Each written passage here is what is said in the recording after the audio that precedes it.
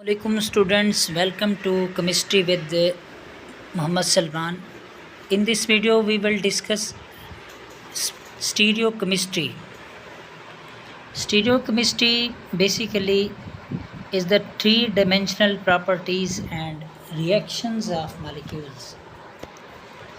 So इसमें कुछ terms use होती हैं, उनकी define करेंगे उनको हम.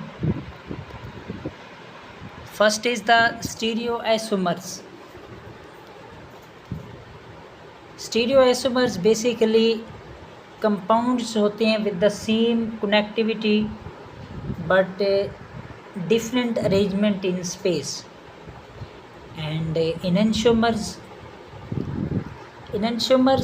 stereoisomers होते हैं जो कि नॉन सुपरइम्पोजेबल मिरर इमेजेस देते हैं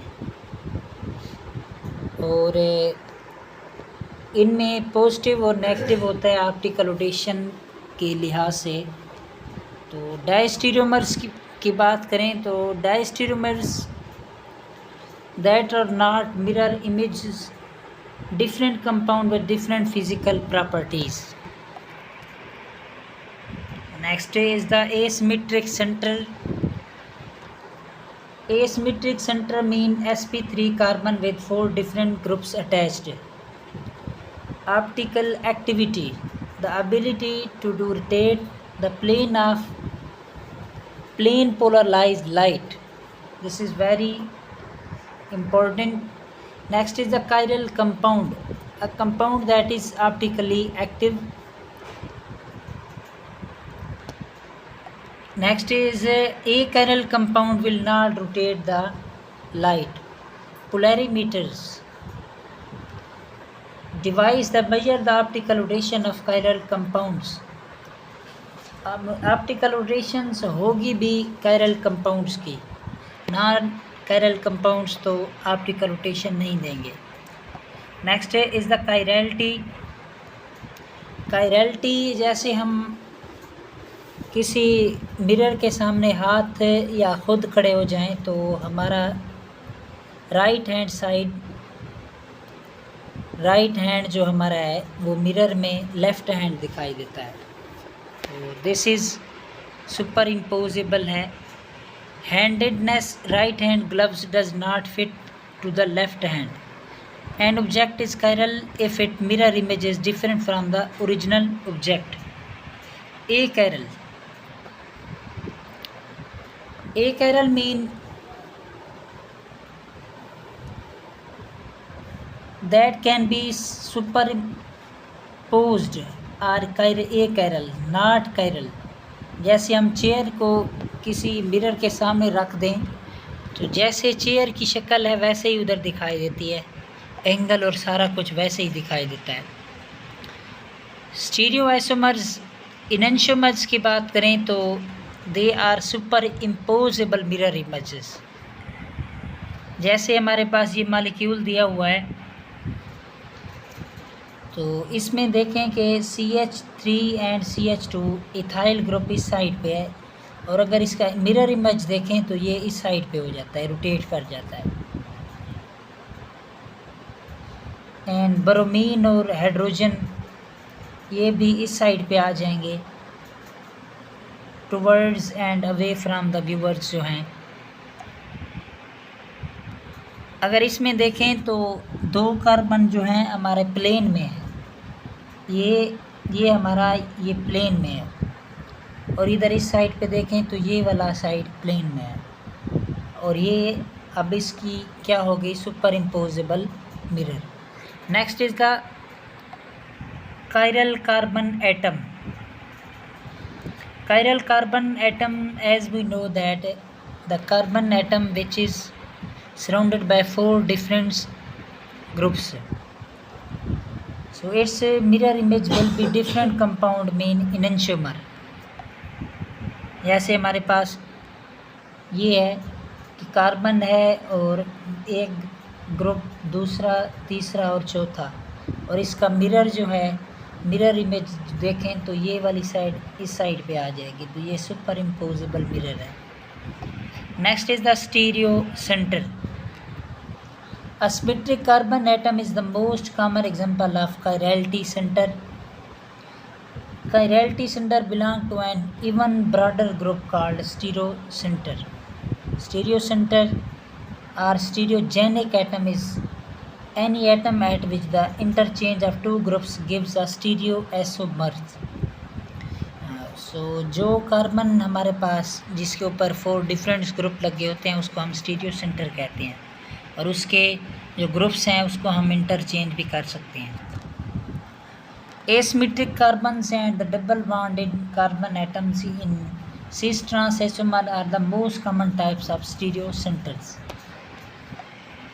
Examples of chirality centers, जैसे हम इधर देखें ये chirality सेंटर है, इसके ऊपर 4 डिफरेंट ग्रुप लगे हुए हैं, और हमारे पास इसी तरह कार्बन के अलावा नाइट्रोजन भी हो सकता है. ये जैसे नाइट्रोजन्स है, नाइट्रोजन्स के ऊपर 4 डिफरेंट ग्रुप लगे होते हैं. अगर इसी तरह हम देखें कार्बन डबल बॉन्ड कार्बन है, अल्कीन है, तो इसमें 2 स्टीरियो सेंटर्स हैं, तो इसका भी वो हो सकता है हमारे पास. Asymmetric carbon atom are example of chirality centers which are example of stereo center. Bioactivity of chiral molecules देखते हैं कि एक हमारे पास R एनेंशियोमर और S एनेंशियोमर क्या होता है. अब R एनेंशियोमर्स और S एनेंशियोमर्स की बात करें तो इसमें रोटेशंस का फ़र्क आ जाता है. कि अगर हमारे पास क्लॉकवाइज है तो it will be R enantiomer से. Next is the achiral compounds identifications के 2-3 रूल्स हैं. तो फर्स्ट इज़ द कि इसमें दी गई है एग्जांपल, जैसे कार्बन है और पीरियोडिक ग्रुप दिए गए हैं, तो 4 ग्रुप्स हैं, 3 3 एंड 2 1, और इसका सुपर इम्पोजेबल मिरर आ गया है. फिर हम इसको 80 डिग्री पे रोटेट करें तो फिर वही आ जाता है सेम स्ट्रक्चर. तो हमारे पास एक कायरल कंपाउंड होगा जब when images can be superimpose the corresponding achiral. Next is the plane of symmetry. अगर प्लेन ऑफ सिमेट्री होगी तो फिर भी हमारे पास क्या होगा, एक कायरल. जैसे ये है तो इसमें प्लेन ऑफ सिमेट्री दी गई है 1 और 2 के दरमियान, तो ये कि भी क्या है, एक कायरल कंपाउंड है. Next is the cis cyclic compounds. Cis में प्लेन ऑफ सिमेट्री होती है तो इस वजह से सिस भी क्या है, एक कायरल कंपाउंड. सिस 1,2 डाइक्लोरोसाइक्लोहेक्सेन. सिस में क्या होता है, दोनों एक जैसे ग्रुप एक साइड पे लगे होते हैं, जैसे ये क्लोरीन है, दोनों नीचे हैं और H ऊपर है. Is achiral because the molecules है internal plane of symmetry both the structure above can be superimposed. Superimpose भी हो सकते हैं और प्लेन ऑफ सिमेट्री भी है. Next is the trans. Trans में ना भी प्लेन ऑफ सिमेट्री होगी और ना ही सुपर इम्पोज होंगी, तो this is not a chiral compound. Trans 1,2 dichlorocyclohexane does not have plane of symmetry, so the images are non-superimposable and the molecule have 2 enantiomers. Next is the R and S configuration है. So R and S configuration की बात करें तो जिसका सबसे ज़्यादा atomic number होगा उसको हम ज़्यादा प्रायोरिटी देंगे. तो इसमें हमारे पास जो है नेचुरल एलानीन है और नॉन नेचुरल एलानीन है. तो वो कह रहा है कि इसको हम जो है ना, एक इन दोनों का नाम एक सेम है, वो है 2-अमाइनो प्रोपानोइक एसिड, बट हम इसको जो है ना नेमिंग देंगे एक वे से, डिस्टिंग्विश करेंगे, इनमें डिफरेंस करेंगे, वो है R एंड S कन्फिग्रेशन से. नेक्स्ट हम इसके रूल्स भी पढ़ते हैं आगे कि R एंड S कन्फिग्रेशंस के असाइन प्रायोरिटी जो है वो हमारे पास with items with higher atomic number receive the higher priority.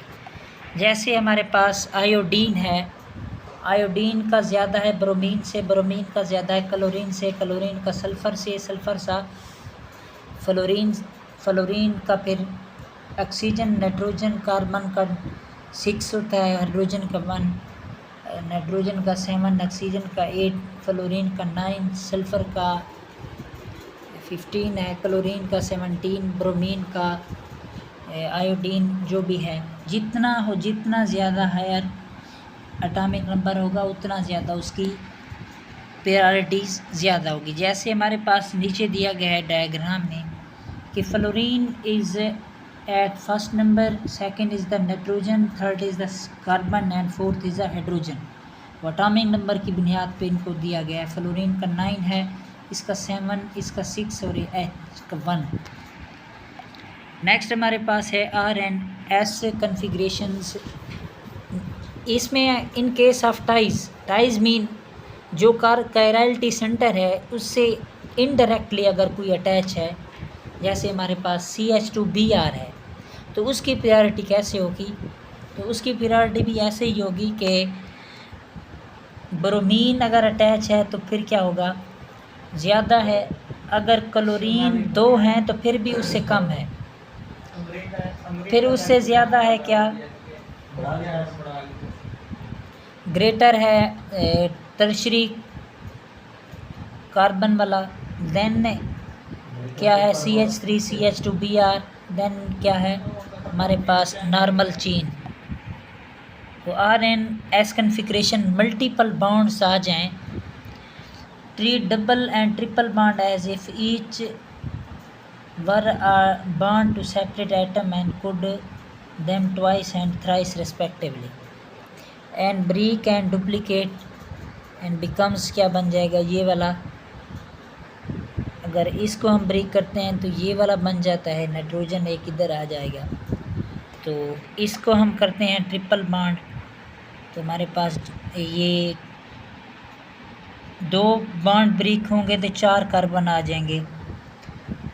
एक हमारे पास ये है कार्बोनाइल का, यानी कि डबल बॉन्ड ब्रेक करते हैं तो हमारे पास ऑक्सीजन पे भी कार्बन आ जाएगा, कार्बन पे क्या आ जाएगा, ऑक्सीजन आ जाएगा। वो था हमारे पास स्टेप 1। नेक्स्ट हमारे पास स्टेप 2 है RNS कन्फिग्रेशन का। तो working in 3D rotate the molecule so that lowest priority is in back. जो हमारे पास लोएस्ट होगा वो बैक साइड पे आ जाएगा। हम इसको रोटेट करेंगे 180 डिग्री पे। Draw an arrow from highest 1 to second to lowest 3 priority group. Clockwise R होगा, काउंटर क्लॉकवाइज या anti clockwise will be S। Rotation अगर करेंगे ना, प्रायोरिटी ग्रुप्स तो दे दिया है, अगर हम रोटेट करेंगे फर्स्ट से सेकंड, सेकंड से 3, फिर फोर्थ की तरफ जाएंगे, तो हमारे पास अगर रोटेशन क्लॉकवाइज है तो R हो जाएगा, और अगर रोटेशन वही अगर फोर्थ की जब 1 से फोर्थ की तरफ जाएंगे, अगर रोटेशन हमारे पास एंटी क्लॉकवाइज है तो S हो जाएगा। Next is the assign the priorities. इसमें से हमारे पास एक कंपाउंड दिया गया है एग्जांपल के तौर पर। तो इसमें हमारे पास first will be nitrogen, second is the carbonyl, ये जैसे लगा हुआ पूरा group, third is a CH3, fourth is a CH। So हमारे पास इसको हम जाएं तो ये इस डायरेक्शन में जाएंगे कि हमारा फोर्थ तो साथ ही खड़ा है, फोर्थ की तरफ जाएंगे तो एंटी क्लॉकवाइज है, तो this is counter clockwise S। Drawn from 1 to group 2 to 3। इधर से 3 से 2 की तरफ तो नहीं जाते हैं ना, 4 क्रॉस करेंगे तो 2 फिर 3 आएगा। Ignore group 4। Clockwise and counter clockwise will be S।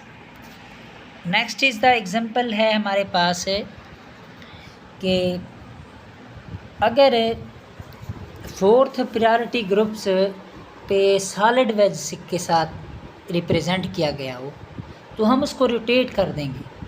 जैसे ही रोटेट करेंगे तो हमारे पास ये जो सॉलिड वेज है वो हमारे पास H वेज में आ जाएगा। तो प्रायोरिटी ग्रुप में पहले ये था, दूसरे नंबर पे ये, तीसरे नंबर पे, फोर्थ नंबर पे ये आ गया।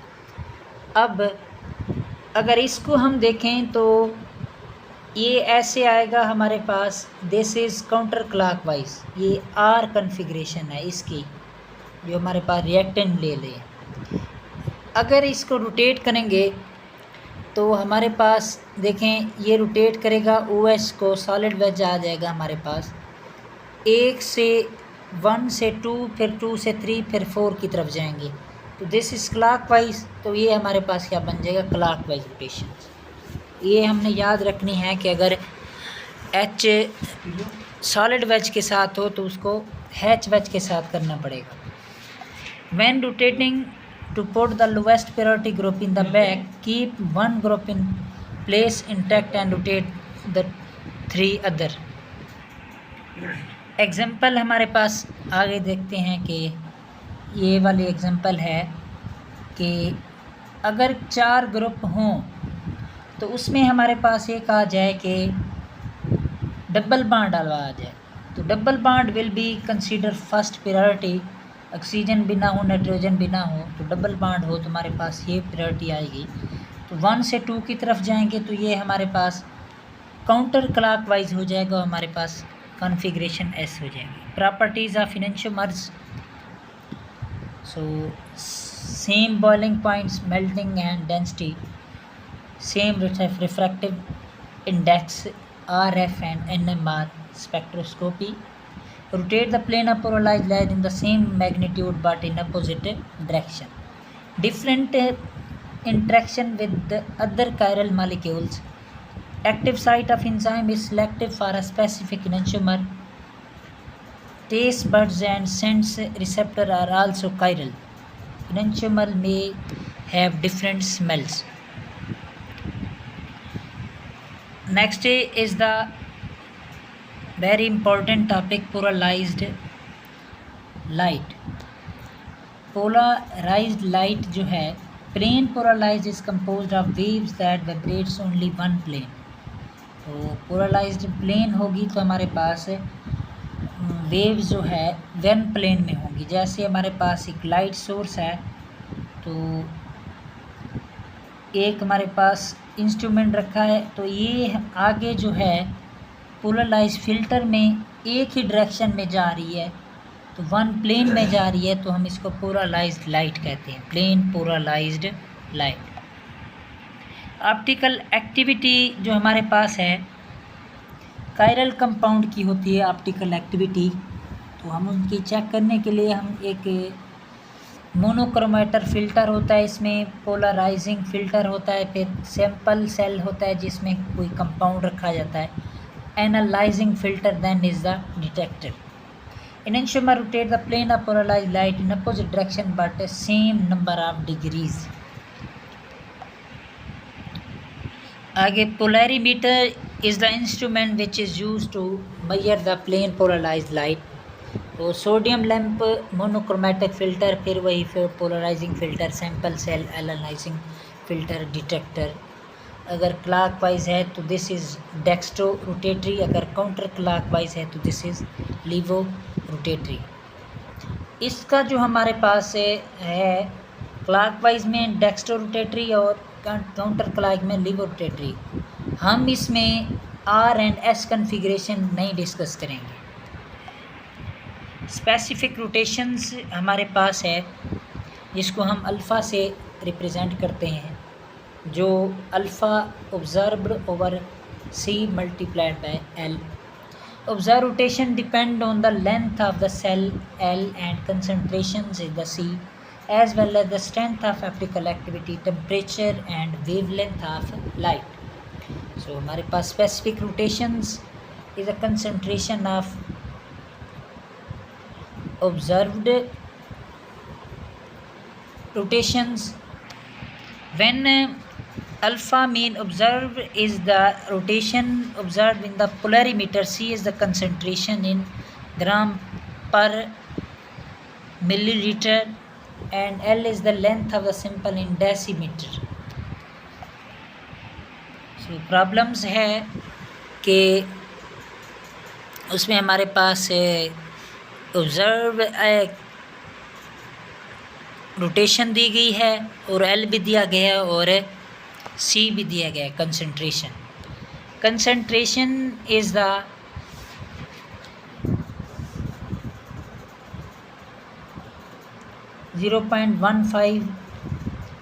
and length is the 2 and minus rotation is the minus 4.05.